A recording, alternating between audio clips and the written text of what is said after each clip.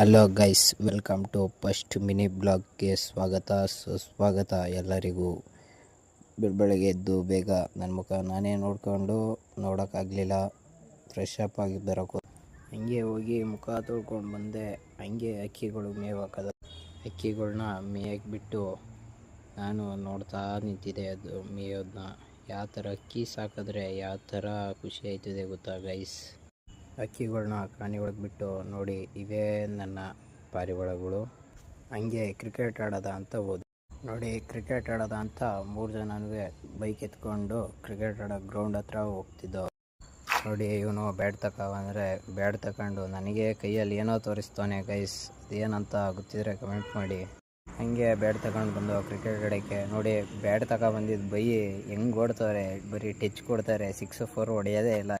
Cricket ಆಡಿದ್ನಲ್ಲ, fresh up ಆಗೋದ ಅಂತ ಸ್ನಾನ ಮಾಡ್ಕೊಂಡು ನನ್ನ ಮುಖ ನಾನೇ ಕನ್ನಡಿ ಮುಂದೆ ನೋಡ್ಕೊತಿದ್ದೆ. ನಾನು ಸ್ನಾನ ಮಾಡ್ಕೊಂಡ್ಮೇಲೆ ಪಾರಿವಾಳಗಳನ್ನ ಮೇಯಕ್ಕೆ ಬಿಟ್ಟೆ.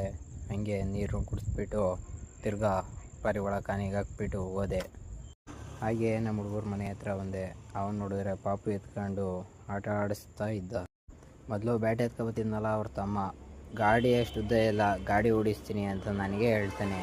ನೋಡಿ, ಹಾಗೆ ನಮ್ಮ ಕೆಳ್ಳಹಳ್ಳಿ ತಮ್ಮನ್ನು ಮಾತಾಡಿಸ್ಕೊಂಡು ಹೋದೆ. ಕೆಳ್ಳಹಳ್ಳಿ ತಮ್ಮನ್ನು ಮಾತಾಡಿಸ್ಬಿಟ್ಟು ನಮ್ಮ ಹುಡುಗ ಅಂತ ಬಂದೆ. ಇವನೇ ನೋಡಿ, ನಮಗೇನೇ ಕಿರಿಕಾದರೂ ಕಾಂಪ್ರೋ ಮಾಡೋನು ಅಷ್ಟೇ.